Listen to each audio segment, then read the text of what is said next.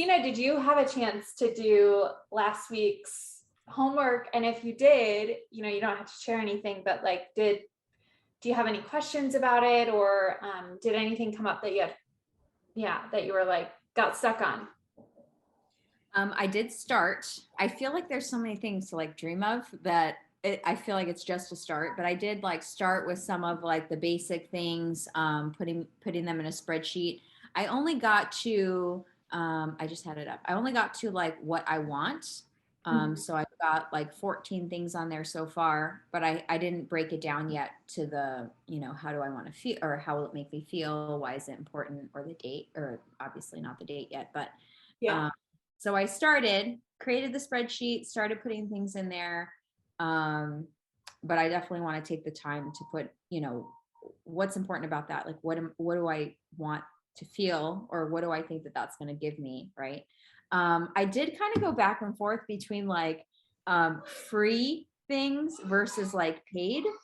I put like different, because like childcare is so freaking expensive. It's like we pay to be able to work, which is like, that's crazy, right? Like I'm paying potentially, I mean, depending on how much I make, but I could be paying up to, when my son was in daycare, I was paying half of what I made to just cover daycare. I'm like, can I get like some free childcare? And my aunt was just telling me the other day, she's like, oh yeah, I'm just enjoying retired life and taking care of Vanessa's girls, which is my cousin, so her grandkids. And I'm like, she gets free childcare. Like, why can't I get free childcare? So I had like free childcare on there, or I had like free like date night childcare. But then I'm like, it doesn't have to be free. Like, even if we just have somebody reliable. So I was going kind of back and forth with should I put free? Is that important? Or am I limiting the universe, or is that selfish of me? Or I was kind of getting not stuck. I just let it kind of be what it would be. But I feel like there was a little bit of like, do I want, that's asking too much, or that's not realistic, or that's never going to happen, so I shouldn't put free. But I mean, really, what would I like? I would like to have some free childcare, at least sometimes. So that's something that came up. Yeah.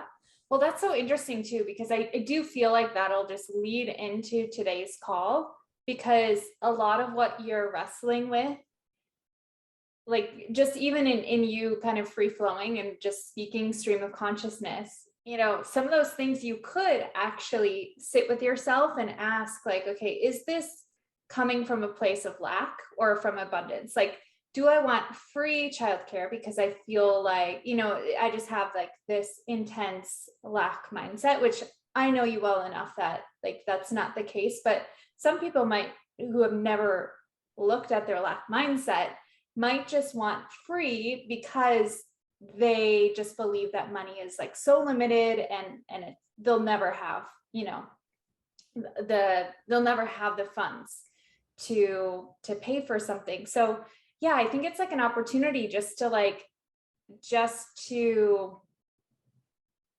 I guess, when you actually claim what you want, it's a gateway into what is underneath that in the subconscious, which is exactly what we'll go into. So, you even mentioned like, well, is that selfish of me to have free childcare? So that's something just to look at. Yeah. Is it selfish for you? You know? You bring up a good point, and I feel like it's even okay.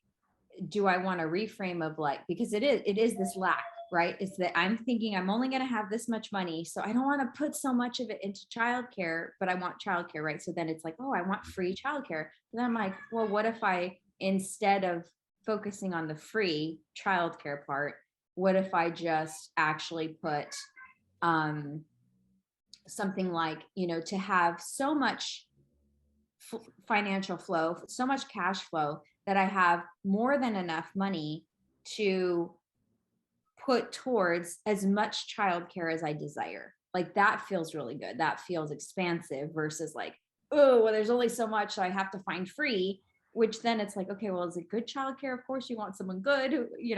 And so I like that actually, that you made me kind of realize like, oh, that I actually want something more expansive, which is to not be, for it to not to feel limited, right? Like, oh yeah, sure, date night, yeah, we can go to date night again. Like, it's fine, you know? Yeah. Yeah, absolutely. And then within that, like, yeah, it just shows you, like you were even listing, well, of course I want quality childcare. So then that's even showing you more of what you want. You know, as you kind of dive into this, it's just going to expose more and more of what you want. And just believing that, yes, you can have quality childcare, you can have it with your resources, whether that is free or whether that's you're just making more money, bringing in more money so that you can allocate that to childcare. Yeah. Awesome. So Tasha, just to kind of catch you up, last week we were just talking about like creating lists of what you want and kind of dividing that into separate columns so that it's not just, you're listing like childcare and I want a new car. You're actually kind of getting more specific on why it is, the feelings behind it, because that's really going to help you in the manifestation process. But so speaking of that, and I feel like it is just a perfect segue of when we get clear on what we want, then it opens up the doors to what are some of the things that might actually be underneath the surface for us that are preventing us from getting to what we want.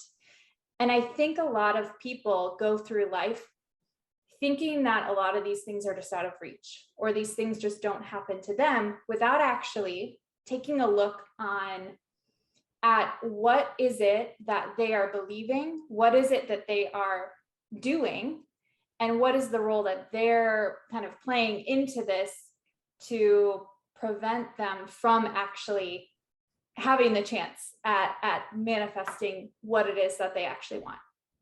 So a little bit of this will be kind of like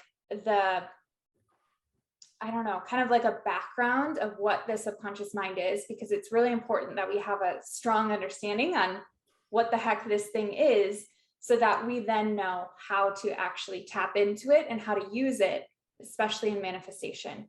This is one of the most important parts of the manifesting process, because, I feel like I mention this every call, but this is like the cornerstone of why manifestation doesn't work if you're just thinking positive and if you're just willing your way to success.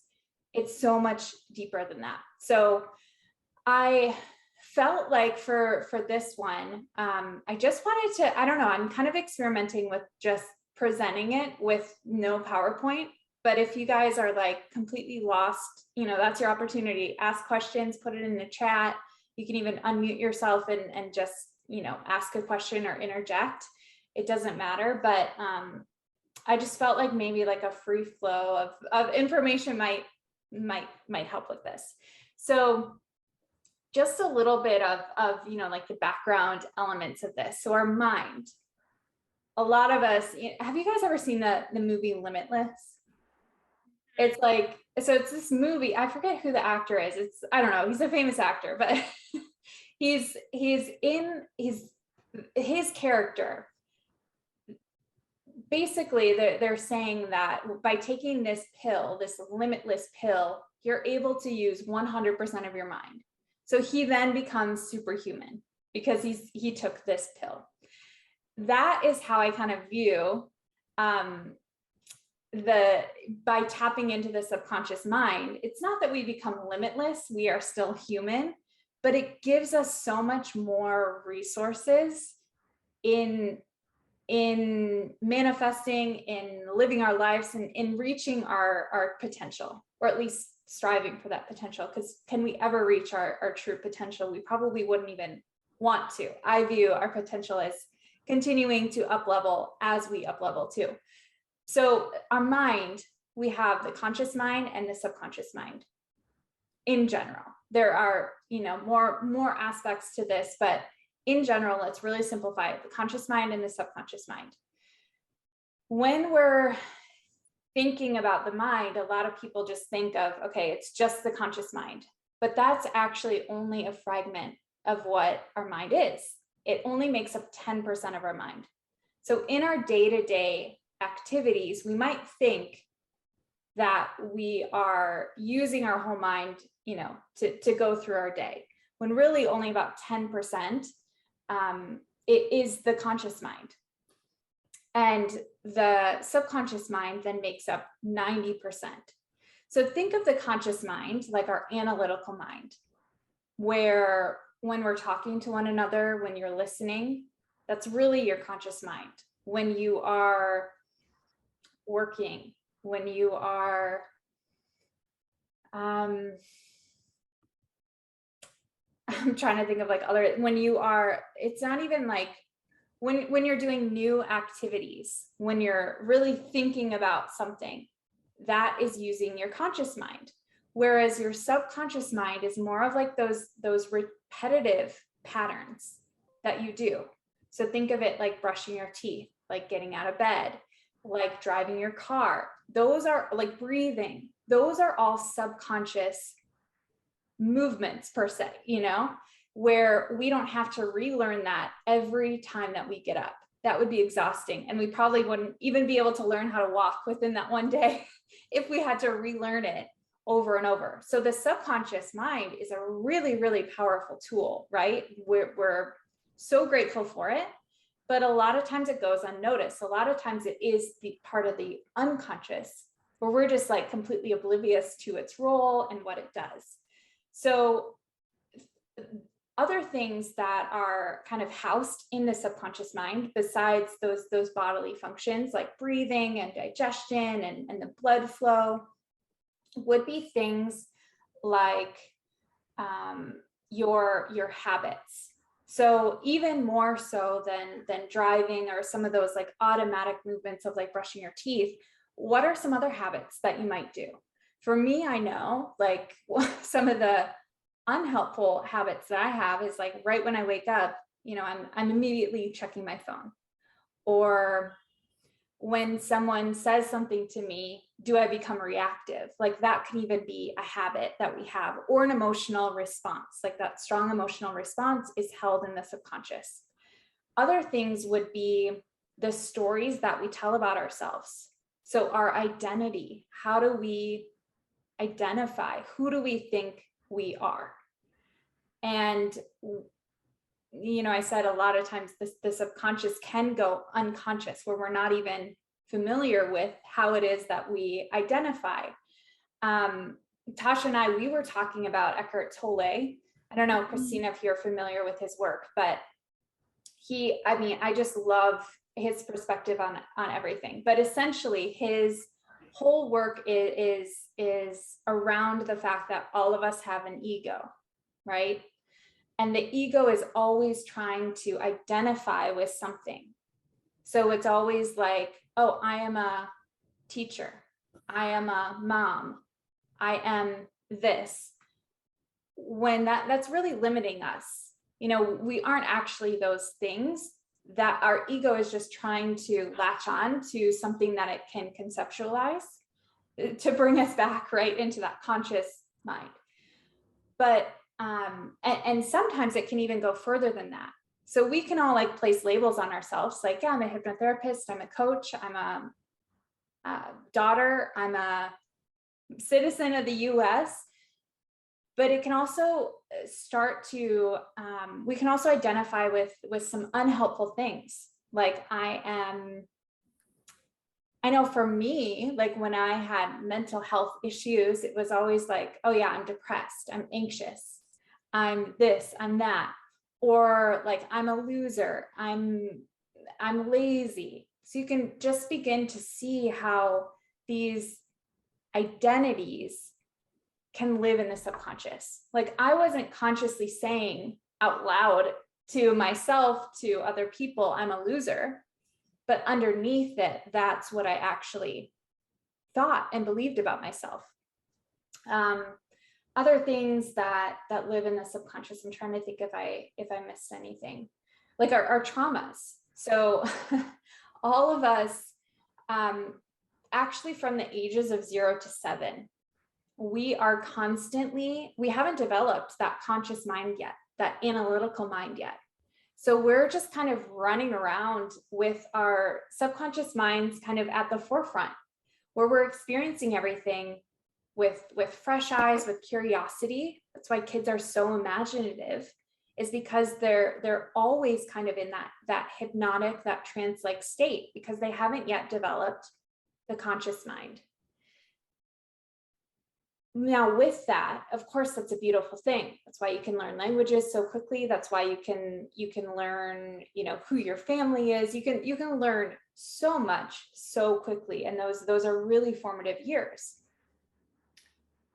But since we don't have that conscious mind with us at that time, kind of, turned on, fully functioning, fully working, we then can assign meaning to things and take those as truth. So the subconscious mind it's kind of like all or nothing. Once you experience something once, it believes that it always happens that way. So an example of this, because I feel like to really connect it, an example of this would be if, let's say that you were, 5 years old and your mom had to go to the grocery store, and she's like, okay, I'm gonna leave. Here's a babysitter, or here's, your dad is here, he will take care of you, or your mom is here, she will take care of you, your sister is here. I'm gonna go to the grocery store. Your mom leaves, and now maybe you don't quite understand why she's leaving. So then you assign meaning to this, like of, oh, people who I love always leave me. Or, so you can just, that's just an example. It's not to say that like you can never leave your kids. Of course, that's unrealistic, and that's actually more harmful, I would assume, to never leave your kids alone. But that's just an example of like how these meanings that we assign as kids don't actually have to make sense. In fact, because we don't have that conscious mind, a lot of the times they don't make sense. So all of this that we kind of learn about ourselves at that time through experiences, that's called conditioning. So all of basically we come into this world, like, I'm trying to think of, I have like a little stone crystal here. So think of it like this. So we come into this world as whole, as worthy, as, shining brightly. We come into this world. And as we continue to grow up in this world, we then get exposed to conditioning. Things like beliefs of other people, or, maybe they pass on their beliefs that they felt about themselves onto us. So then all of a sudden we start to begin to develop these layers and layers of conditioning. Things like, oh, we don't have enough money for childcare. We don't have enough, money is not easily accessible for me. Money doesn't grow on trees. So that's one layer, right? And then another layer could be, oh, my parents always leave me. Why do my parents think that work is more important than me? That's another layer. Another layer of like societal conditioning, right? Of like, this is how people have to behave. This is how women behave. This is how children behave. They have to be really quiet. They can't express their needs. So instead of being these beautiful stones, then we kind of develop these layers of conditioning, these beliefs that we then perceive to be true. Mm-hmm. So like we just go around thinking, oh yeah, well, of course money doesn't grow on trees, because that's what you always learned. Mm-hmm. Even like some conspiracy theories, like I would imagine, I mean, I'm not in this world, but I would imagine that the people who believe that the earth is flat, this is just an example, the people that believe that the earth is flat, they are probably passing that on to their children, right? And so just imagine growing up in the world, believing that the world is flat, and you just take that to be true because you're a kid and you don't have that analytical mind to really critically think about it, or you don't even have the exposure and the capabilities to kind of learn for yourself too. Like you don't have, it's like this echo chamber as a kid. You're constantly being fed either, it's not like good or bad, but like good or bad things from other people. And again, you're like a sponge. So you're just kind of soaking that up. You're learning very quickly. I'm just kind of taking a look at my notes too, but yeah, those memories and beliefs, either from circumstances or observed through other people, are passed down by people like our caretakers, our teachers, our even like your friends at that age, your classmates at that age, the movies that you see, the books that you read. And this isn't like to scare you or to be like, oh my gosh, I have to like protect my kids at all costs, or oh my gosh, I can't believe that I was exposed to this as a kid. We are very resilient beings, but it's just giving you an idea of all of the different ways that we can then be exposed to conditioning. So think of that like this computer program that's running in the background. We don't necessarily have access to our subconscious mind as we're moving throughout the world, but our computer program that was developed between the ages of 0 to 7, some people even are extending that 0 to 14, because those are also really formative years that maybe we haven't quite developed that critical thinking yet. That is the computer program that we're kind of running with. But then as we're moving throughout the day, you can't necessarily like Control-Alt-Delete, and you can't necessarily go in and like code a different program, because that's just your subconscious like looping around in the background. The subconscious is also known kind of like as that reptilian brain. So it's very hard to approach it with logic.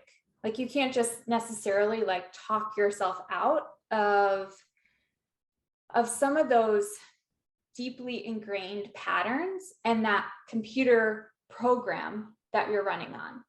But there is an opportunity to upgrade that program, that software program.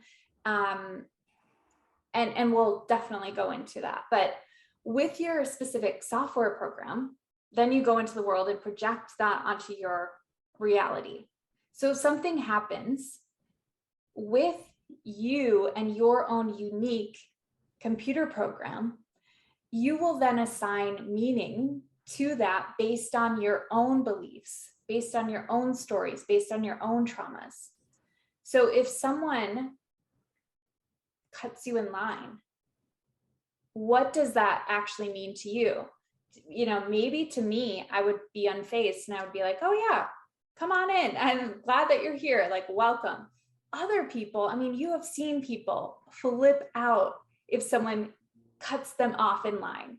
Now, a bigger example of this would be, like something a little bit, I don't know, like bigger in life, like a bigger event might happen to you. And it just based on your own stories, your own patterning, your own specific traumas, again, it might not be a big deal to other people, or it might be they might be less reactive. Whereas that could be like a highly triggering event for you. Like this shows up a lot in dating and in relationships.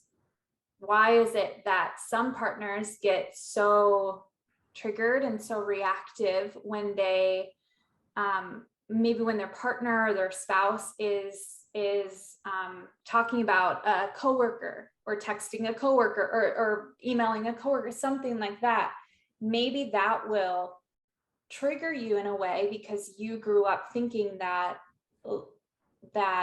all people cheat, or that all people leave you. Whereas maybe someone who didn't have your own specific conditioning and traumas and stories might be like, oh, great. Okay. I'm glad that you are getting along well with your coworker, or, oh, of course, they're just talking about whatever they're doing, whatever they were doing with work. So you can kind of just begin to see like how we then begin to project what is in our subconscious onto the world around us. One of the best analogies for our conscious mind and our subconscious mind is, I said like the 10% and the 90%. Think of it like an iceberg, where you're looking at an iceberg, you really only see this part that's above the surface. That's our conscious mind. Whereas below, underneath the surface, is our subconscious mind that makes up 90%. I feel like if maybe that was all exposed, we could all see each other's specific traumas, specific stories, specific maybe meanings that we would assign to different things. We would probably be a lot more compassionate, but we would also probably be able to then see for ourselves, oh, this is why this particular thing is making me react in this particular way. Like I know, for just as like a personal example, whenever people would yell, I would get I would have a physical reaction, right? I would become like very small. I would just feel like this congestion or constriction rather, like in my chest.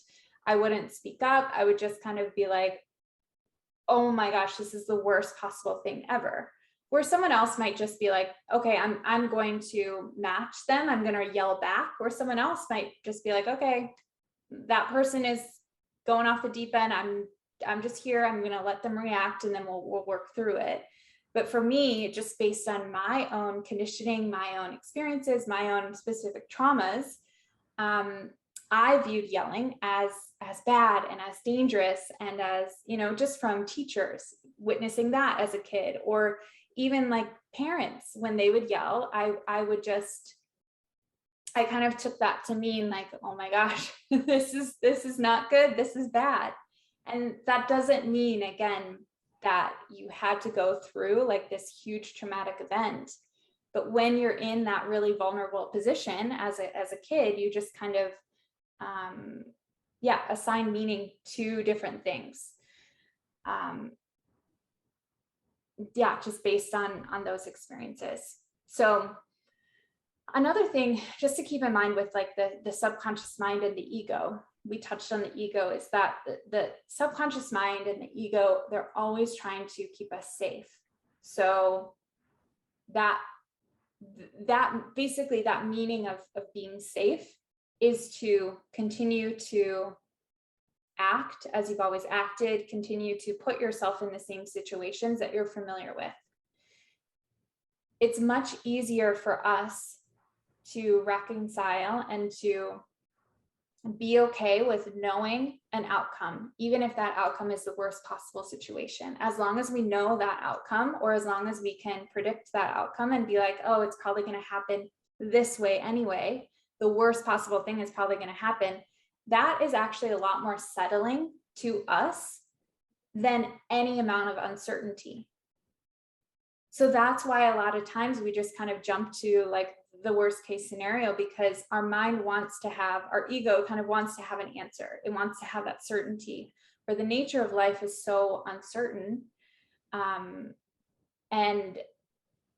And because maybe where we are anticipating the worst case scenario, or because we want to always stay safe, we're going to then continue to make those same decisions, even if we want something different, because that introduces this uncertainty, which can be why it's so hard, to make change. It's so hard to, we were talking about money earlier. That's why it can be so hard for people just to make a lot more money, because that in itself, even though that could be considered a good thing, is actually unsafe, because that's not what we're used to. We're just kind of in these same patterns and these same loops, these same beliefs.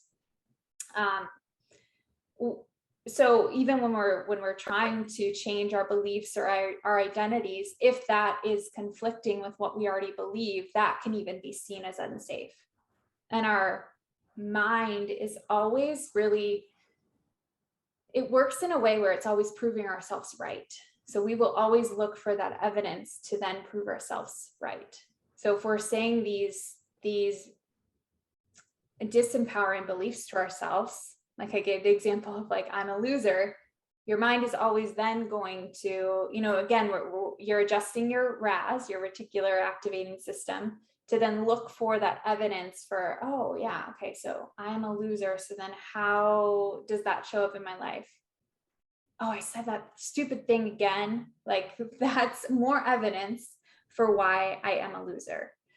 And basically over time are those repeated beliefs, those repeated patterns, those repeated feelings that we have then create these neural pathways. So have you ever heard the saying, neurons that fire together wire together? An example of that is like when people say peanut butter, immediately, I don't know, they've done studies on this. Immediately, maybe, I don't know, I'm guessing 90% of people would then say jelly, or at least think of jelly. Or maybe for other people, they would associate peanut butter with chocolate. But that's an example of like neurons that fire together, wire together. So if we have these beliefs about money, then we then form associations with maybe unsafety, or maybe selfishness, or maybe something else. But then those create together neural pathways that and think of neural pathways like, one of my favorite analogies for this is like a line in the sand, or like snow. So let's just say that it snowed a couple feet. And when you're driving into your driveway, would you rather take the path that maybe one person has already taken? So there's tread marks, there's tire marks. Or would you rather forge your own path and drive through that couple feet of snow? Well, your vehicle might get stuck. So that's the same thing with our minds. It's very energetically expensive to choose a new habit, a new belief system in the moment. When we set out goals, we're very motivated. We see things very clearly. We're probably in a less heightened state. We're probably not very stressed out. But as soon as stress gets introduced, as soon as we have to make a split-second decision, or as soon as we just kind of then transition into like some of those patterns that we don't necessarily think about, like driving, for example, then like as soon as we kind of let that conscious mind, that analytical mind, not think about our specific goal, which it would be impossible to constantly have that at the forefront of your mind 24 hours a day, that's when we make decisions that counteract what we actually want. Which is why it's so important to really acknowledge what's in the subconscious, and to then change it. Because if we were left to just kind of navigate the world, and then all of a sudden stress comes, we're then going to divert to the least energetically expensive decision, which is where our neural pathways have already forged that path for us. So it's easy when we're in a low state, like I just got back from vacation. So on vacation, it's really easy for me maybe to have these empowering thoughts, and to do my meditation daily, and to do like these, this thing and this thing and this thing. But then as soon as stress gets introduced, we're already in that heightened state, and our mind doesn't have that capacity and that energy to take a step back, to think about it, to make that, to forge its own path. And think about your mind having to forge its own path. Every single decision that you make, that can just be so tiring. So on top of our mind wanting to keep us safe, it's also trying to conserve energy, because our minds actually use a lot of energy. It burns a lot of calories just to keep our minds working. So yeah, in order for us to choose or to even feel differently about, let's just say money, for example, because I do feel like a lot of people have that conditioning around money.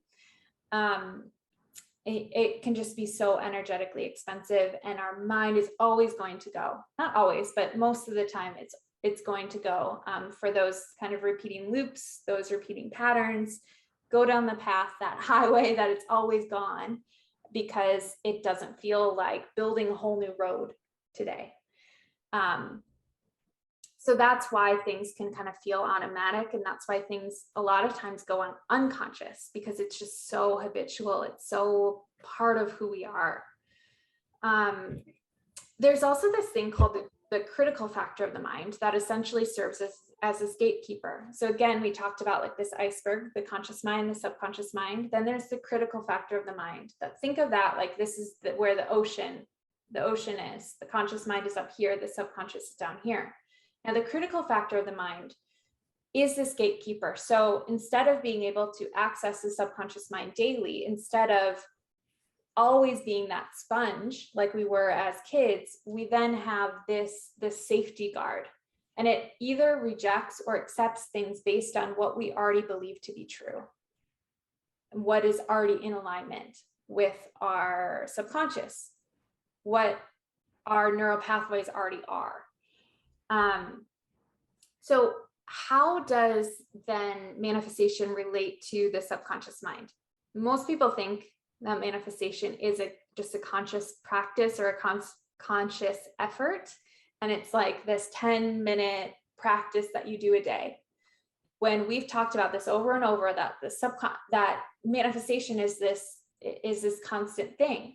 We're always attracting to us what we believe that we are worthy of, or we're always attracting to us. If like attracts like, we're always attracting to us who we are, or what we believe that we're worthy of.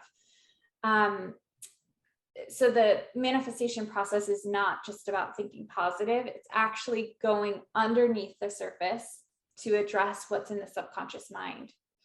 And you don't have to will your way to take action. You don't have to reject anything that is considered negative. You don't have to put a million sticky notes around your house, to say affirmations. You can, but to actually move the needle and to actually manifest what you want, it's really important to address what's underneath the surface, the subconscious minds, that we're tackling the 90% versus the 10%. I mean, that just seems like a whole lot of more effort going with the 10% route. Another analogy for this, as it relates to the manifestation process, is think of your life like a movie. If you were in the movie theater, you're in the seat, you're watching the movie, that's your life. That is your life. But what actually dictates what is going on the screen? It's I don't know if it still works like this. I'm sure that it's all electronic now, but in the past it was a projector. So instead of consciously like trying to change the things on the screen and just like hoping and wishing and thinking positive for the movie to end a different way, why don't we just address what's actually being played through the projector? That's our subconscious mind. We are then projecting what is already here and assigning meaning to it based on, again, our past experiences. So I wrote down some specific examples of how these subconscious patterns can keep you from your manifestations. And maybe you can then begin to pull from these examples and begin to see how the subconscious mind then relates to manifestation, and if any of these examples might relate to you, your beliefs, or your situations. Even if it's not exactly similar, you'll begin to be able to pull from these examples. So my first one, of course, is about manifesting money. So let's say that you're manifesting money. The first step would be to go through your own specific patterning around this. So have you ever struggled with money? Have you ever, like think back to when you were a kid. Did your parents struggle with money? Did you have enough money as a kid? Is this, or maybe this is like a new struggle for you, where maybe as a kid you grew up with a lot of money and you never had those like conflicting views with money, but now this is maybe a newer struggle for you. That's really important to determine, like, because then you can know kind of where to address this. But let's just say, for the sake of the example, that you've struggled with this for a while. So maybe since childhood, maybe since high school, maybe who knows. And you notice that you continue to take on low paying jobs. This is actually, at least this part is, this is actually like a personal example. And it's funny because like, if you were to ask me like to pull apart that pattern, I probably wouldn't have been able to see it. I just saw jobs as jobs. And I would just take these jobs as like, oh yeah, like this is what I want to do. And not realizing that I was actually settling for a lot less pay than what that specific role was worth. So just to give you perspective, my first ever paid job out of college was $12,000 a year, because it was an internship, and because you have to work hard in this industry and it's very competitive. And this was when I was back in sports. So, but instead of that, that would just be like a one-off situation. Let's just say that it was a one-off situation, but I wasn't able to see that it was actually this pattern where even after I quit that job and got another job, I then settled again for these low paying jobs. So you kind of have to dig deeper, and then maybe you'll begin to pull apart these patterns for you.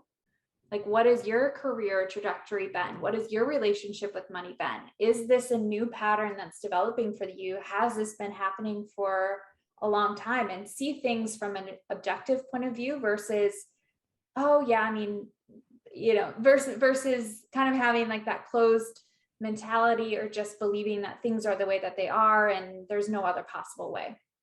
So for this example, once you dig deeper, maybe you realize that it's because you grew up thinking that having money was selfish.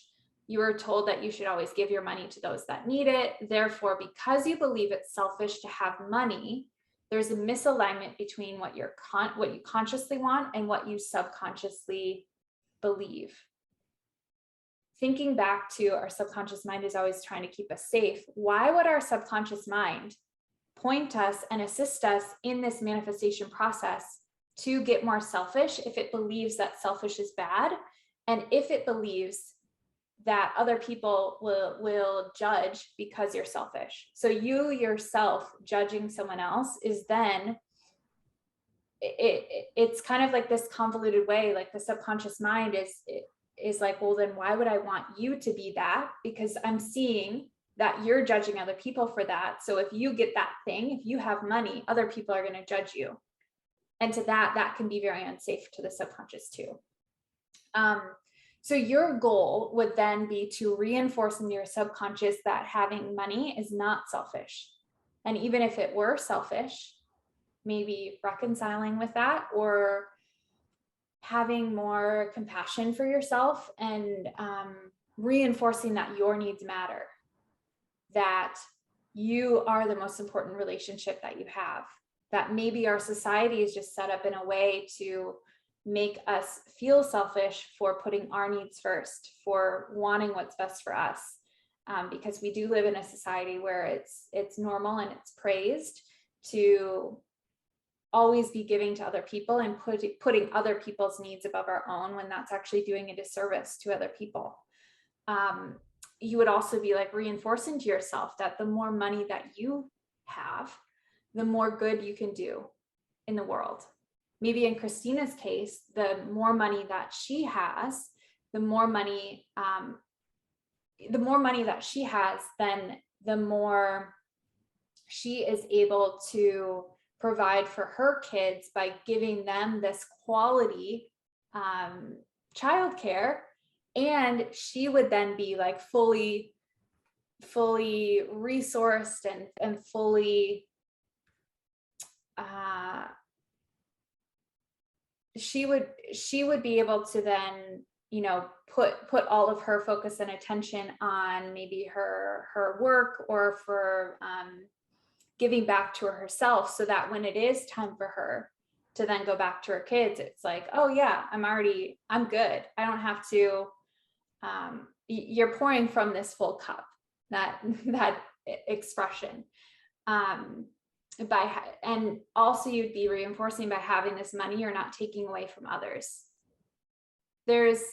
With money in particular, we tend to believe that if I have money, then that means that someone else doesn't have money because I'm earning more.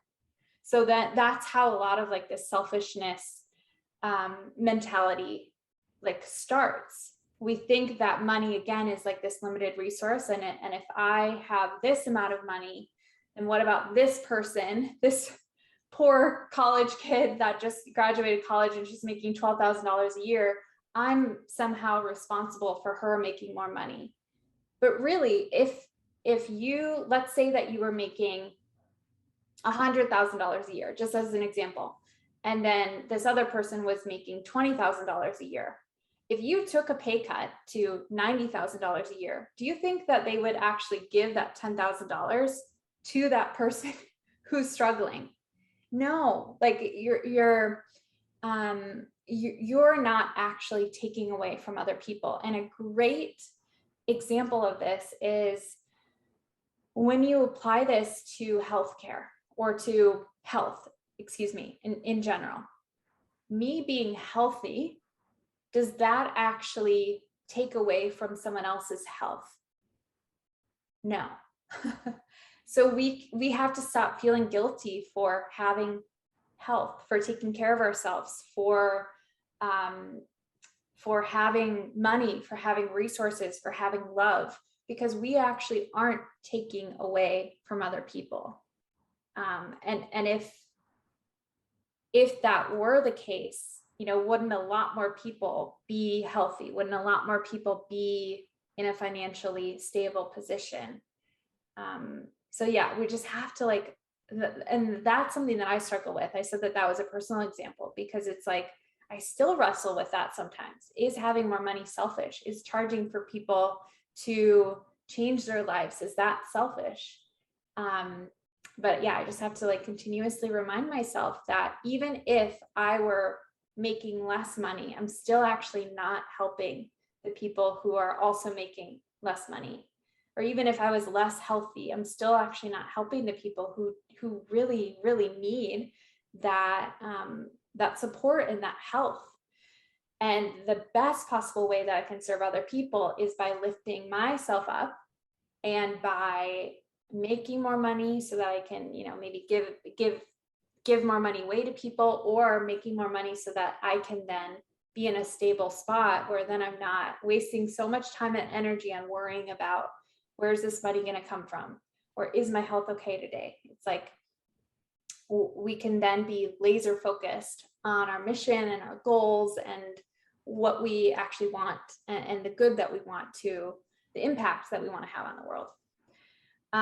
So hopefully that example helped you, but I did another example too. So let's say that you're manifesting an acting opportunity, or maybe you're manifesting like a new job or something like that. But every time that you go to the audition process, you freeze.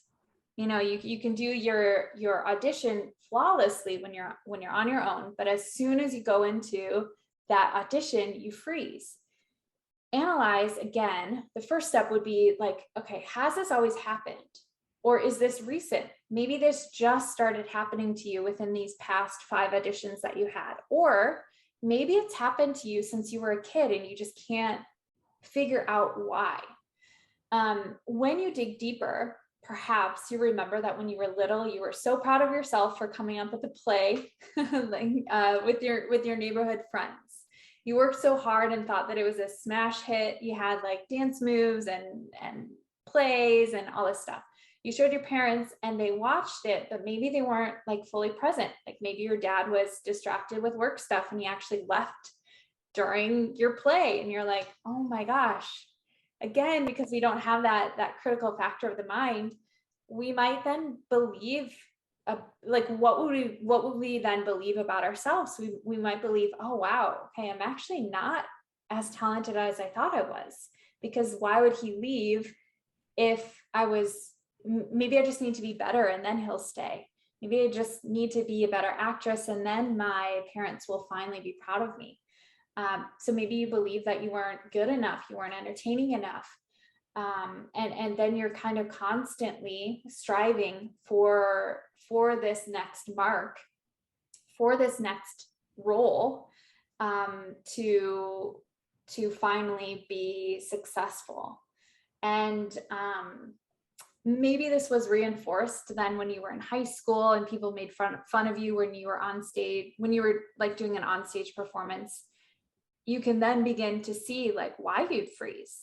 If you continuously have these situations where it's like so high stakes, of course you would freeze. Or if you have those beliefs that are kind of looping around underneath the surface that no one else can see, maybe you can't even see, it's no wonder that these things happen.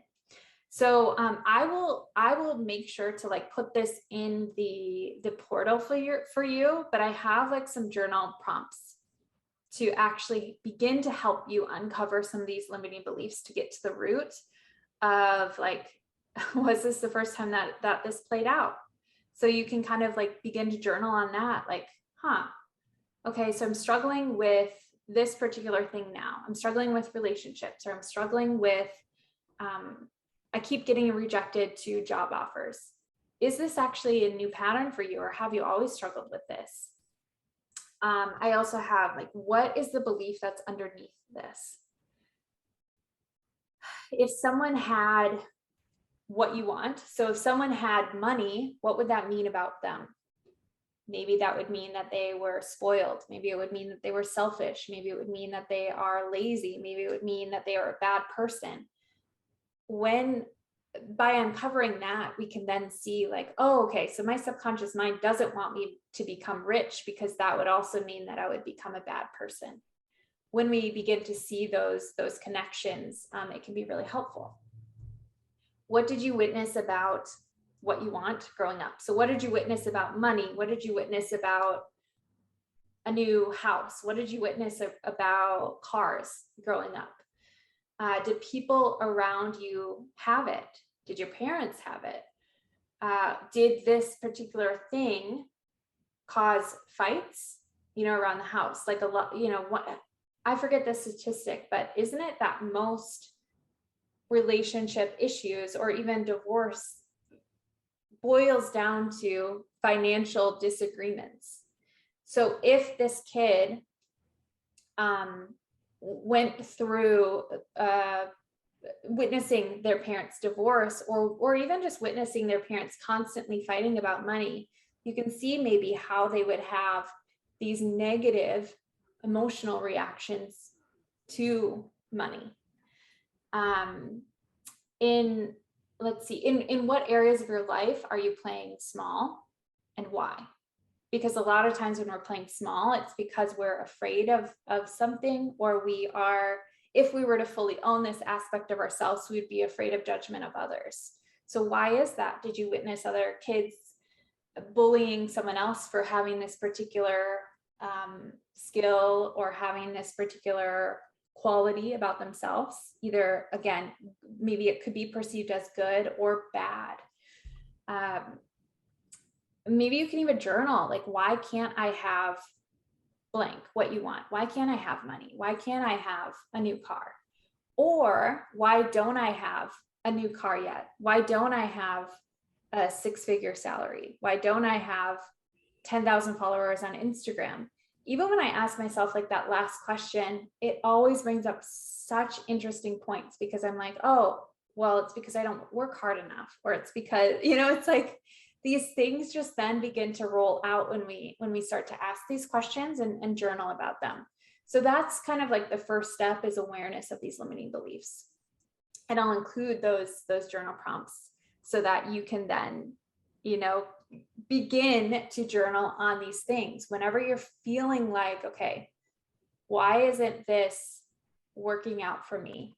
Like really sit down with yourself and journal about it. And then maybe some of the answers will then come, because I guarantee that just thinking positively about the situation, that could provide temporary relief, and it could potentially, result in maybe some temporary solutions. But if that's like, it's not actually going to completely change your situation if it's an actual like ingrained pattern that you've developed over the years. And that's okay. That's not a bad thing. It's just an opportunity for you to kind of like look at it, to observe it, and then to actually change it. So I'm gonna go through these next points too. But before I do so, do you guys have any questions about like what I've brought up? Do you have any specific questions about like maybe some of the examples that I gave? You're like, wow, okay, my situation is different in this way. What does that mean about this? You can ask questions like that. Is everything making sense? How do you guys feel so far? Oh, good so far. Yeah, Okay. it's all making sense. Yeah. Okay, good. And this part is like not meant to, it's not meant to like intimidate you or to be like, oh my gosh, I have so much to change in my subconscious mind and it just feels impossible. This is actually meant to empower you. This is meant to then give yourselves the keys to the car so that you can then really get back on track of like, because, I went through life just thinking that all of these circumstances, all of these things that were happening were completely outside of myself, without realizing that I was actually responsible and in control of changing what happened next, of changing the projection on the screen. So it's really important to kind of get clear on like, what are some of those limiting beliefs that you believe about particular things, maybe that you're calling in or that you're wanting. But it doesn't just stop with limiting beliefs. These are how some other things can kind of show up and present that might not be as straightforward as like a limiting belief. So this is one of the main things that I work with on myself when in the manifestation process, and this is triggers. So triggers would be anything that like really, really activated you, really caused this unsettlement within you. So I love this quote. His name is Peter Crone. I don't know if you guys are familiar with him or if I've already referenced him before, but his quote is, life will present you with people and circumstances to reveal where you are not free. So essentially, I love this quote because it's really showing us, and it at least forces me to then see, wow, everything that's actually happening is not happening to me, it's happening for me. And that can kind of seem like when we're going through it, when we're in the muck of it, trust me, I get it. It does not feel like it's happening for me. It does not feel like this is a good thing to go through.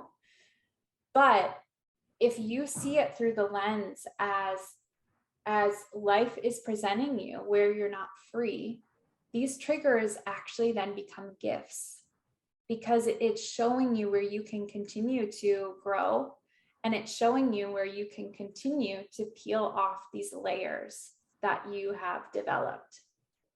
So I think that that's like the most empowering way to kind of look at life, is like triggers are gifts. This person that is yelling at me on the phone, maybe I work in customer service and they're yelling at me for 10 minutes. Like that's actually a gift, because it's revealing to me where I still have constraints, or where I still have limiting beliefs around this particular topic. And kind of what I said before, it's not necessarily the situation that's triggering you. It's how you are, it's the meaning that you're assigning to it, or yeah, the meaning that you put behind that situation. And that's not to say that, like, life as humans, right? We all go through challenges. We all go through hardships. So that's not to say that you can never feel sad. In fact, I encourage you to fully feel your emotions, but kind of like really get honest with yourself. Is your reaction to these situations, is that kind of in proportion to what you just went through? So the example of like someone cutting you in line, if you have this major blow up, you can kind of see like, oh, this reaction that I'm having is actually not in proportion to what objectively happened. When you can look at things objectively, then you can kind of see like, okay, clearly I was overreacting. Clearly this was triggering something within me. Maybe it was triggering, if someone cuts you in line, maybe that's triggering something within you to reveal to you, oh, you still believe that people around you don't value you. You still believe that people always take advantage of you. You still believe that maybe you're not worthy of taking up space and confronting other people and putting up boundaries. It can reveal so much to you just based on, again, it's a really personal experience. We kind of, how we'll know that we've kind of moved through a trigger is that once that thing that always used to trigger us doesn't get us to react in the same way, it almost becomes neutral. Whereas if someone then cuts you in line, if you have then fully reconciled with yourself, like, oh, I actually believe that my needs matter.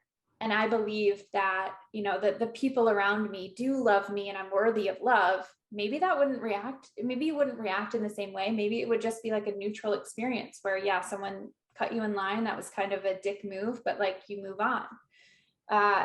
And when we're saying like, how does your reaction in proportion to like what actually happened? Like, when you're kind of analyzing that, you don't always have to have a neutral reaction. Like if something big in your life happened, that is a big experience. You can allow yourself to fully feel that and to fully move through that and work through that. But yeah, having reactions doesn't necessarily mean that you're triggered about something, but it's like, is that actually in proportion to what happened? Or am I making the situation mean something that it actually doesn't? An example of this, and maybe you've heard this before, but if I were to call you blue, like you're blue or you're green, you would know, you would be like, okay, you would probably have a neutral reaction or maybe just a reaction of confusion. Like, huh, that's weird that she would call me that, because I know personally that I am not blue and I'm not green. Now, if I were to call you lazy, if I were to call you worthless, if I were to call you ugly, maybe that would then cause a different reaction within you.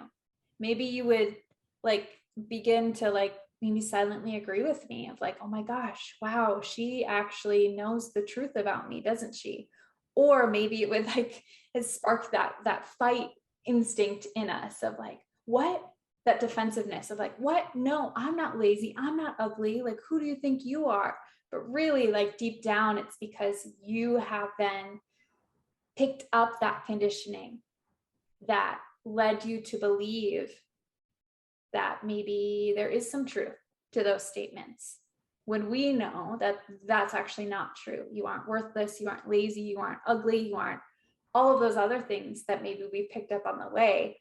But that's just like a great great example of how that can show up for us. Like if someone calls us something that doesn't have that reaction, it just shows like, oh yeah, that's neutral, because we know without a doubt that we are not those things. But if someone were to call you selfish, would that affect you differently? And if it does, it's time to kind of visit that iceberg. What's underneath the surface, and where did that come from? Why do you believe that? Why do you even believe that being selfish is a bad thing? Because maybe there are some benefits to being selfish. So kind of going along with this trigger, this path of like triggers, this relates to this, is this idea of shadow.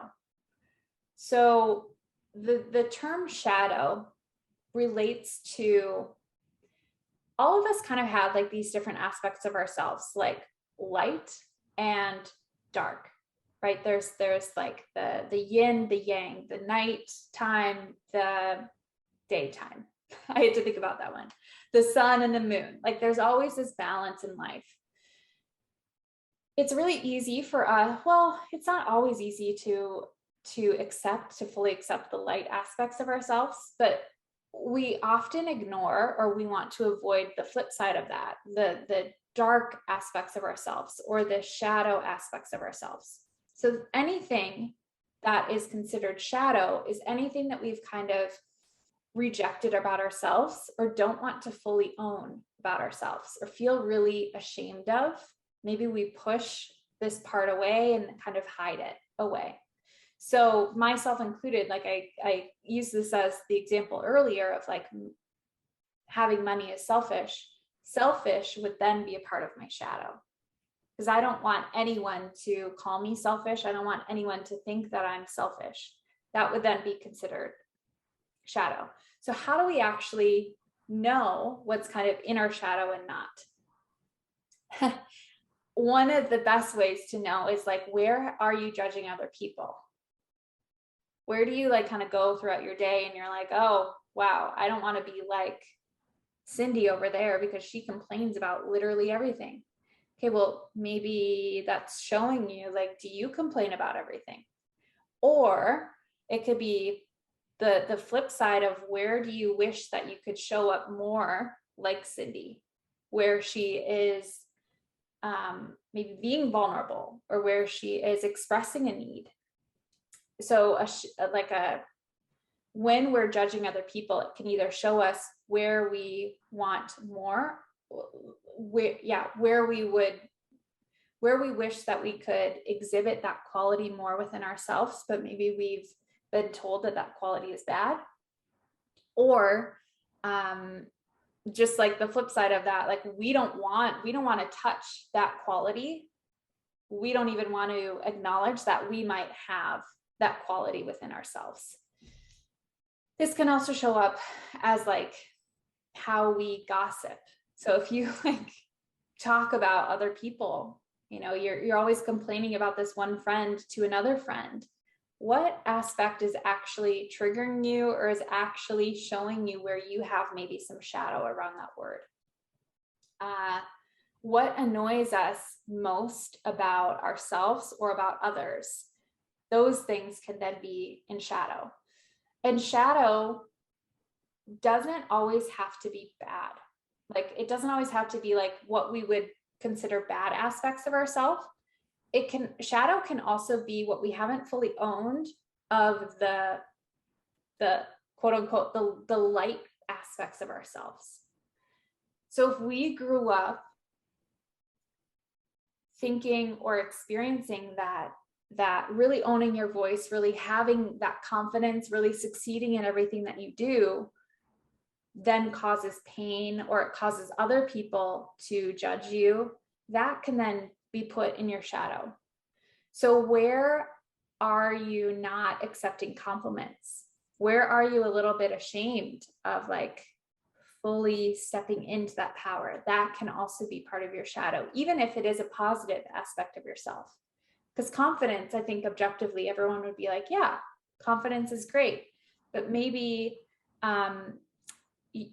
you just picked up that like, oh, using my voice is bad. So I don't want to be seen as confident. And Another thing is like repressing certain emotions or denying aspects of ourselves versus integrating and accepting those parts of ourselves. When we are kind of like repressing those emotions, like what, if you were to fully express that emotion, what would that mean about you? You can ask yourself that question. For me, I was like so afraid of expressing and showing people that maybe at times I was sad or I was hurt or I was anything but happy. I was afraid that they would then view me as something different. Like they would, oh, like she's not as fun as I thought she was. She's not, or oh wow, she's like so depressed, like no one can help her. She's always a Debbie Downer. Maybe I was like afraid of them saying that to me. So like, where are you repressing those emotions and those certain aspects of yourself? When that is never the way. When we actually want to change something about ourselves, by us constantly pushing that away, that's taking so much effort to constantly push that away and to like try to deny that and try to counteract that, versus if we were to accept that with love and compassion and kind of welcome that aspect in, that's when those aspects of ourselves begin to change. Like I saw this so much when I first was conducting sessions around hypnotherapy. A lot of weight loss clients would be like, well, I'm just so ashamed of whenever I binge eat. And they had so much shame around binge eating, and they thought that part of themselves was so embarrassing and so bad, and they would do everything that they could like to change that, and they would condemn themselves for doing it every single time, where the solution was not to further condemn that part and to further hide that part in the closet. It was actually to invite that part, because all of us have different parts of ourselves. It's actually to invite that part to the table and address it with love and compassion. And that's actually when the change happens. That's actually when they no longer have those intense cravings. That's when they no longer, immediately go to food to numb themselves, because they're already kind of giving that love and compassion to themselves that they need. So just the last thing too, so we have limiting beliefs, we have triggers, we have shadow. Another thing to look at when we're looking at our subconscious mind and when we're addressing our subconscious mind is patterns. We kind of went over this a little bit when we were talking about limiting beliefs, but like, what repeated behaviors do we do, or what feelings do we constantly feel that have then become habitual? Mm-hmm. Because when we're thinking about like what's safe and what's not safe, even feelings are in that category. It's really safe for me to feel chaotic and to feel frantic and to feel stressed all the time, because maybe that's what I learned as a kid. Maybe my parents always modeled that to me.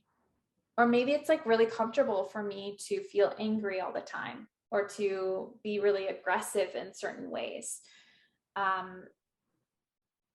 Those feelings can then also be like part of that safety zone too. Instead of, maybe we want our safety zone to be joyful and to feel free and to feel all of these other beautiful emotions, versus just going to our default emotion or a default pattern in action. So, for example, I used like the pattern of accepting low-paying jobs. Maybe you have a pattern of over-delivering at work. And then as a consequence, then you burn out because you don't have those boundaries. That can also be a pattern, maybe just to address and to look at. Maybe, a really common one, we've talked about dating a lot, but consistently attracting the same type of friendship or the same type of partner. that can also be a pattern. So beginning to dissect and even bring awareness to certain patterns in your life, because a lot of life is patterns. That's one of the other laws of the universe. We went over this like on our first call, that there are other laws of the universe, not just law of attraction, but there's also the laws of patterning. So if we were like to boil down to like a cellular level of like how the universe works, a lot of it is in patterns. So how are we, how is our life also working in patterns too? And how are we continuously moving through those same patterns? Maybe another pattern, just as an example to drive this home, is you have this pattern of keeping quiet around family members and you don't want to like speak up if they hurt you. Maybe that pattern really developed in childhood, because if you did speak, then something bad would happen, or you believed that your parents wouldn't love you anymore, or your siblings wouldn't love you anymore, or something like that. You can begin to see that this is all individual, and you must get honest with yourself, because my particular patterns might not even be what your patterns are. Like maybe both of you have never like accepted a low paying job. And so for me, like doing the opposite of my pattern, because that's so personal for me, that actually wouldn't be the move for you.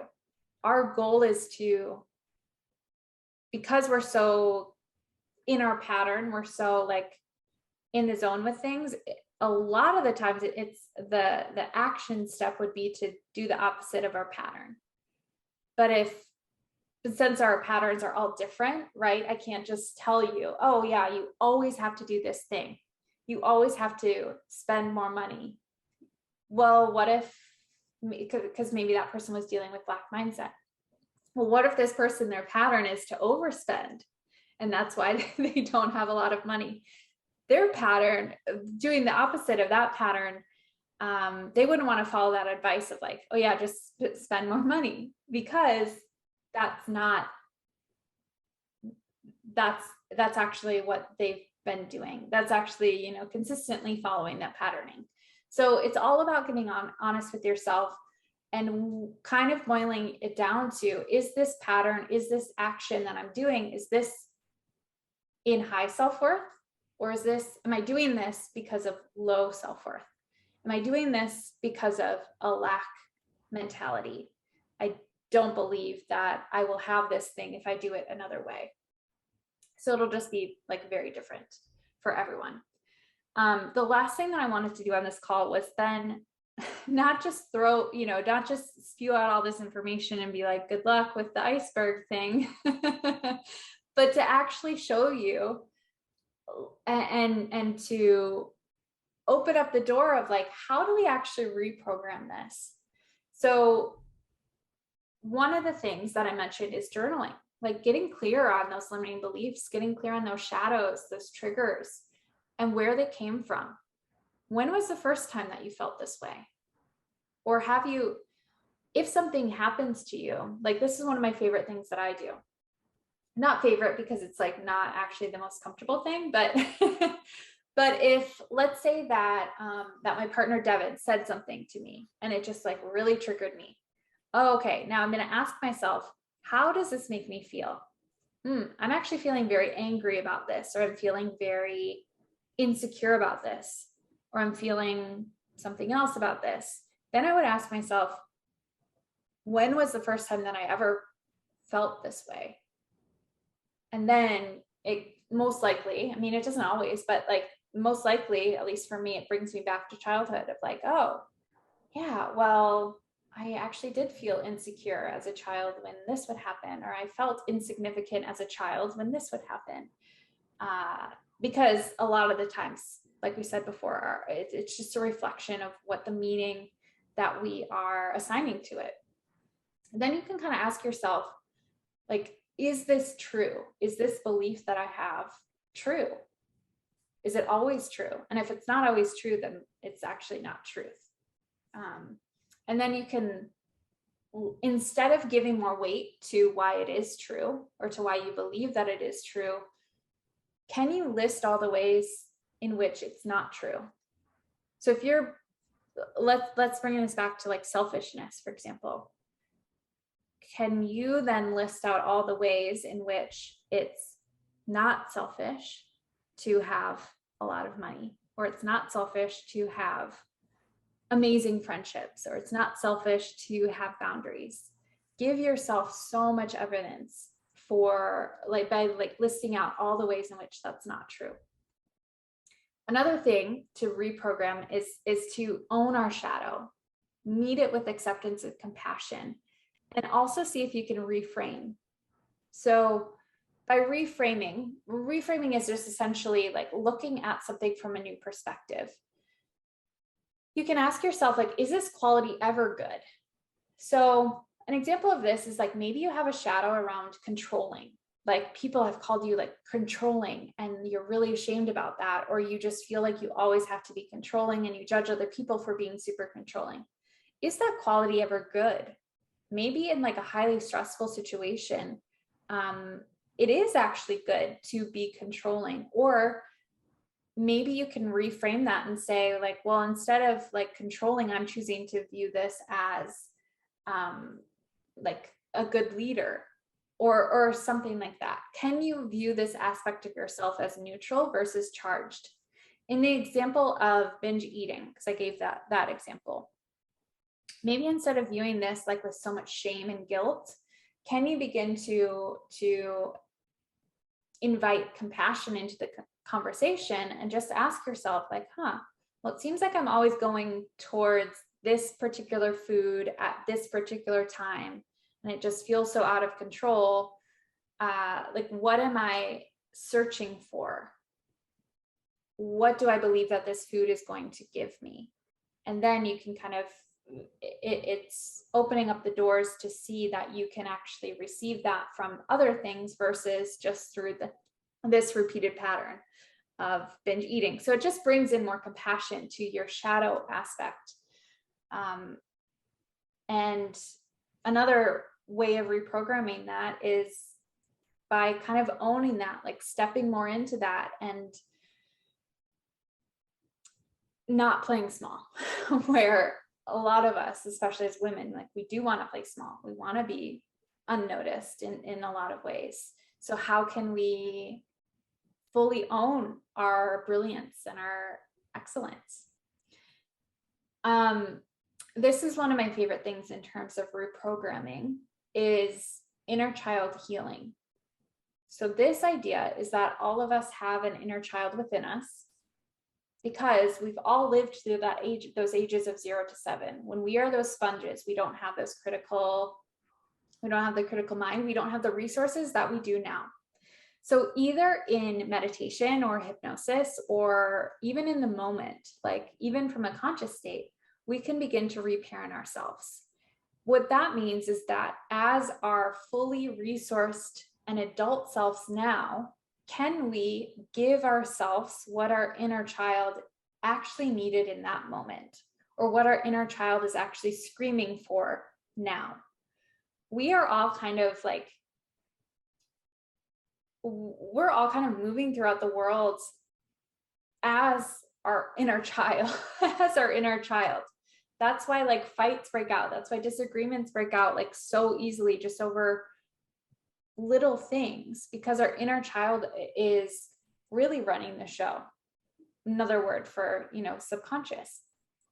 So how can we reparent ourselves and give ourselves what we actually need? So just, I'm going to give you guys a subconscious awakening to help you with the inner child and the reparenting process, because this will really help in shifting these limiting beliefs. But just as an example, let's say that you are feeling really triggered about something, or you're feeling really ashamed about something. In that moment, you could either go into meditation, you could get yourself into like that really relaxed state, or like in the moment, you could just close your eyes and just ask yourself, like, what do I need right now? Or like, how am I feeling? And then just like, I talk to myself, like, I'm like, oh, wow. Okay. So yeah, like I can see that you're feeling really upset about this. I can see why you're feeling really sad. It makes sense that you're feeling sad about this right now. Again, bringing in that compassion. And then maybe your inner child just like really needed some love in that moment. So like, yeah, I can see that, you're feeling really sad right now. Like it's okay to feel sad. It's okay to cry. I'm here for you. And maybe you envision yourself giving your inner child a hug. Or another way of like inner child healing would be like, can your fully adult self, can your can your fully resourced adult self give your inner child what they always needed, whether that is safety, compassion, love, protection. Maybe it's like showing your inner child that there's another way of doing something. So teaching them how to express their emotions, or teaching them how to tie their shoes, or teaching them how to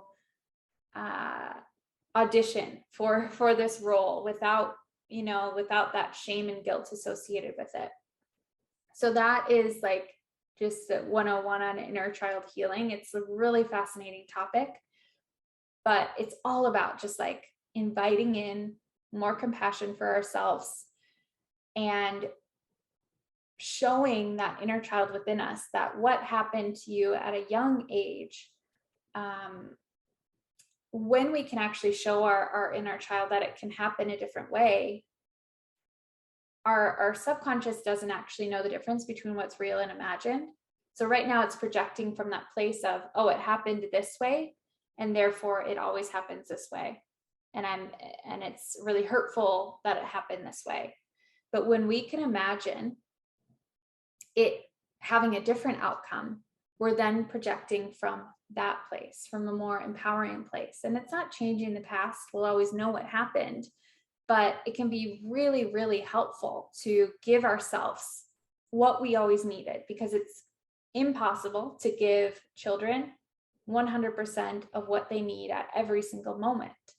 And in fact, if you did that, that would actually probably be taking away from their own independence and their own, you're robbing like their lessons that they're meant to learn.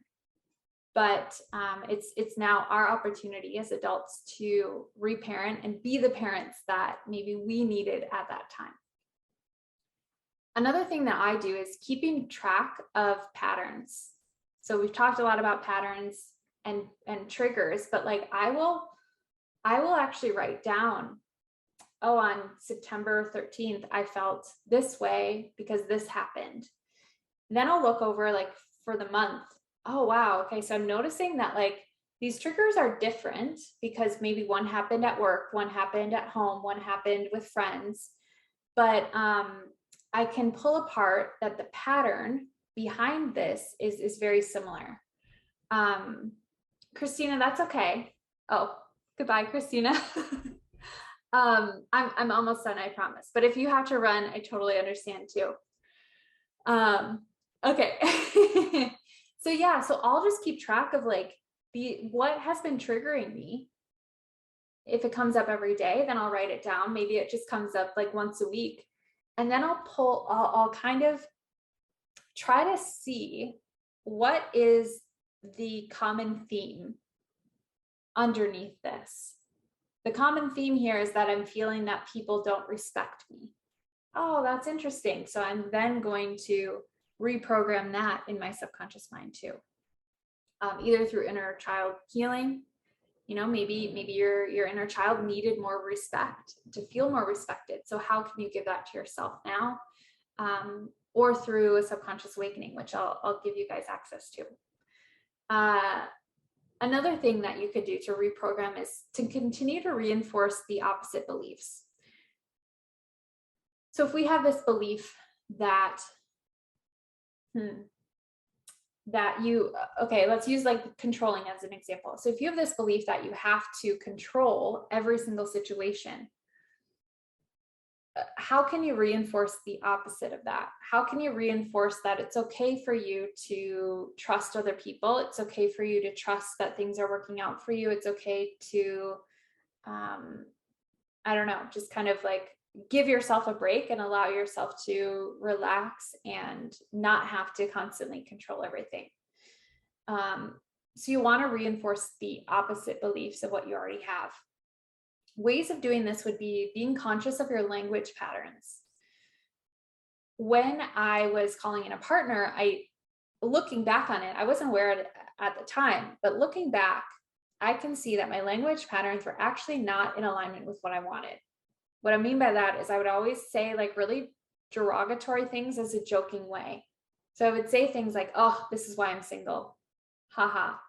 Or I would say things like, oh, like there are no good guys out there, or there are no good partners out there, which then reinforces this pattern that I've always had, or this belief that I've always had of, oh, it's so hard to find this amazing person. So just be conscious of like your language patterns of what are you continuously saying, even if it is in a joking manner, because our subconscious doesn't have that critical factor. It can't really tell the difference between a joke and between, like, words are words to the subconscious. Be conscious also of who you surround yourself with. So if you're particularly working on, let's say, money, are you continuously in situations and around other people who have these limiting beliefs around money that are constantly in that lack, that say things like, oh yeah, oh my gosh, I'm so broke, or wow, like maybe they judge you like, wow, you're really going to spend your money on that. And it's not judging other people, and it's not saying that you have to cut out all these people in your life. It's just being conscious of it. Like, are you surrounding yourself with people who have similar goals and who have these beliefs maybe that you want to reinforce? So maybe just like putting yourself in situations that you're in environments with people who have a more abundant mindset versus just like those really fixed beliefs of, yeah, I'm broke and I'm always going to be broke. If you had a negative thought, let's say that this reoccurring belief comes up of like, oh my gosh, I'm never going to have enough money. If you notice that in the moment, you can then do what's called a pattern interrupt. So a pattern interrupt, essentially a neural pathway is like just this repeated pattern. It's just firing away and on and on and on. But if we can do a pattern interrupt, even after the fact, it can really, really help. So pattern interrupt would just be anything that kind of get us out of that normal. So instead of just like moving throughout our day, instead, when you notice that, you can say something like cancel, cancel, and then reinforce what you actually want. So instead of saying, I forget the limiting belief that I said, oh, like I'll never have enough money, then you'll say cancel, cancel. And then you'll say something like, every day I'm becoming more and more abundant, whatever it is that you want to reinforce in your subconscious. And then another thing, which we've already talked about, that I put down is like really express your emotions. You can either do this through like crying. Essentially emotions are energy in motion. So when we repress our emotions, we are then allowing it to be stored in our bodies and in our, a lot of times in our subconscious mind too. So instead of just like repressing those emotions, never allowing ourselves to feel those, it's really helpful to express them and to allow them to move through our body. So things like crying can be really effective at that, like transmuting that energy. Shaking, have you ever seen like an animal, if it gets like really scared or really startled, a lot of times it'll just like once it knows that it's safe, it'll just like shake. Like dogs will just like shake, or like deer will like shake. We also can do that if we're in like a really activating situation or like a really scary situation and we don't necessarily want to have that live in our bodies. We can just like, okay, I'm just going to shake this off. I'm noticing that I'm feeling really negative about money right now. I'm just going to shake it off, like Taylor Swift. You can also dance. If you want to like express anger or something, like maybe you scream, or movement, like moving in any way, exercise. Maybe you take a walk, maybe you take a run with that intention that you are releasing that emotion and releasing that meaning that you're attaching to the situation, because that is going to transmute it and not have it then like sit within our bodies, which then can manifest in a variety of different health conditions or variety of different just situations in our life. The last thing that I'll upload to the portal too, so that you guys will have an opportunity to experience this, is through hypnosis. I call it subconscious awakening. Hypnosis is a really natural state. All of us actually go in and out of hypnosis about 7 to 8 times a day. The most common times are when we wake up and when we go to sleep. When we're talking about like the conscious mind and the subconscious mind, the conscious mind, basically what's happening, if we were to analyze the brainwaves in your mind right now, they would be in the beta brainwave state. So the waves would be kind of close together, and they would be more exaggerated. So a little bit faster pace, because you are maybe working a little bit harder. When you're in that, be like doing some of those repeated patterns, like taking a shower. Do you ever notice that that's when like some of your best ideas come to you? It's because your brain waves are then slowing down and you're not in that fight, flight, freeze. So if we were again to analyze what's happening in your mind, the brain waves, they're in alpha. So they would be a little bit more spread out and a little bit like less exaggerated, a little bit slower. When we slow it down a little bit more, that would be the theta brainwave state, which is the hypnotic state. And when we reach that state, that's where we talked about the critical factor of the mind, where like that's like kind of the ocean right here, like the surface of the ocean. We can actually bypass the critical factor of the mind, that gatekeeper of the mind that's like, I'm only going to accept things that reinforce what I already believe. When we're in that state of hypnosis, or that theta brainwave state, we can we bypass that, so we become more suggestible. We can then choose to accept things that don't align with our already preconceived system, computer program that we already have. So it's highly, highly effective. It's said that you can make new neural connections, new neural pathways 200 times faster than if you were to try to do that like from a conscious level.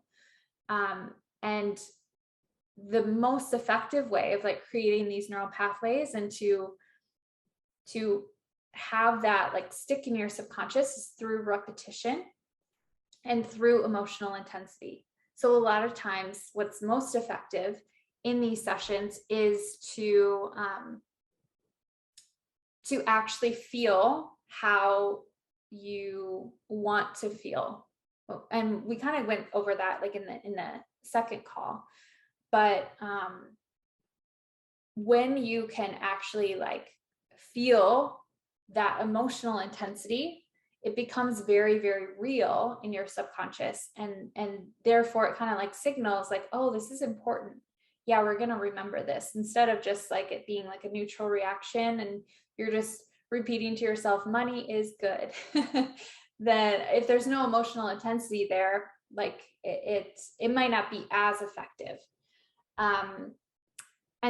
So basically the state of hypnosis, or when you, for these subconscious awakenings, that's the state right in between like taking a shower or meditation and sleep.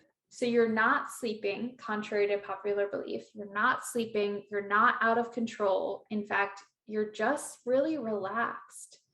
All that's changing, and you're like fully aware of what's happening throughout the whole process. So even if you're listening to the subconscious awakening, let's say that someone came into the room and you could hear them, like you would still be fully aware that there was someone in the room with you. And if you wanted to, you could open up your eyes, you could say hi to them, you could do whatever you wanted to do. It's not like you could ever get stuck in that trance. It's not like you're completely oblivious to the outside world. You've lost all control.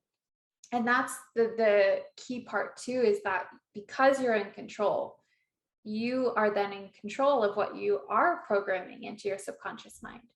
So are you choosing to accept the suggestions that say that it's money is good, that say that you are worthy of money, or maybe you don't actually want to change, and that's also your, free will to choose that as well. But I know there's just so many, like, talk about conditioning. There's so much conditioning around what we believe that hypnosis is. Like, even from like looking back at like child's cartoons, like we just think that it's like this scary and like crazy thing where like you just lose all control and you can't remember everything and that you're sleeping, when it's really not the case. So in the portal, I will begin to upload just some subconscious awakenings for you guys to experience.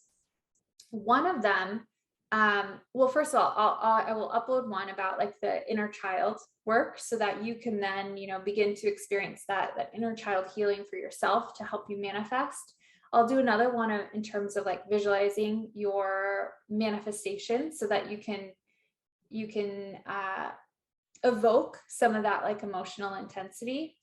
And one of them I do is, it's a really short practice that you can actually do daily. And this is great for like a pattern interrupt. So if you want to reinforce a new belief, what you would essentially do is choose a statement that you want to program into your subconscious mind that relates to what you're calling in. So if that is, every day in every way I'm becoming more abundant, you would take that through the recording, and then there will be a part where it just has you repeat that statement to yourself. And then you'll visualize yourself experiencing that with the, emotional intensity. And that practice is only 10 minutes. So I highly recommend doing that either every day, or doing it like, especially when you feel like really triggered about a situation where you're just getting lost in that patterning. It can be really, really excellent at a pattern interrupt. So yeah, I'm excited for all of you to kind of experience subconscious awakenings for yourself too, because like I said earlier, I mean, this is one of the fastest and most effective ways of really reprogramming your subconscious mind, so that you're not just living life through like cruise control. You're actually taking it into your own hands, and you are consciously creating and subconsciously creating, I guess, the life that you actually want. So yeah. Do you have any questions about anything that we went over? Anything that you want additional clarity on, or do you feel pretty good about this? Feel really good. Yeah, no, everything made sense. I have so much to think about. My like head is just like spinning right now, but I'm really excited. Right. I know. It's like subconscious awakenings. You are awakening to the fact of all of the untrue beliefs that we thought were just truth. Right. Yeah. Yeah, so many light bulbs are like going off right now. Yeah. Oh, good. That's good. And if you get overwhelmed, or if it's just becoming like you just need extra support, or like to bounce something off, like just feel free to email me, and I can even respond of like, I don't know, just to either offer support or just to help guide you in a way so that it doesn't feel so overwhelming of like, well, I'm aware of all these limiting beliefs, but like, where do I go from here? Right. So yeah, so I would just say, once I upload the recording, I'm also going to include like some of the journal prompts that I listed off, and just some of the practices of what you can do on your own to reprogram. And then I'll for sure do the 10-minute exercise. I'll upload that one right away so that you can experience that for yourself. so that's just kind of like the soul work, the homework for the next time, is just to take some time to journal about these limiting beliefs and just see what comes up. And yeah, and then you can take your time with this and begin to reprogram like on your own time and your own pace, and you can always return back to this section as well. Great. Awesome. Well, thank you. Yes, thank you so much. And yeah, it is. I feel like this was like the big one. There was so much that I wanted to say. So congrats for making it through this one. And yeah, but it'll be exciting just to like, because once we actually address what's in the subconscious mind, you'll be amazed at what else begins to change for you naturally, instead of feeling like you have to always be in control of your goals and doing all these things and making sure that these situations are always playing out in these ways. When we're projecting from a different space subconsciously, things just happen a little bit easier. Things happen more in flow. We begin to attract different situations into our lives, more in alignment of what we believe that we're worthy of. So it's really cool to actually dive into this stuff. Yeah, cool. All right. Well, have a wonderful rest of your evening. Thanks for sticking around. I know that we went over a lot, but yeah, I think the following weeks, it probably won't take this long. So yeah, no problem. I stuck with it. I loved it. okay. Well, have a great rest of your evening and we will talk soon. Sounds good. Thank you. Okay, See ya. bye.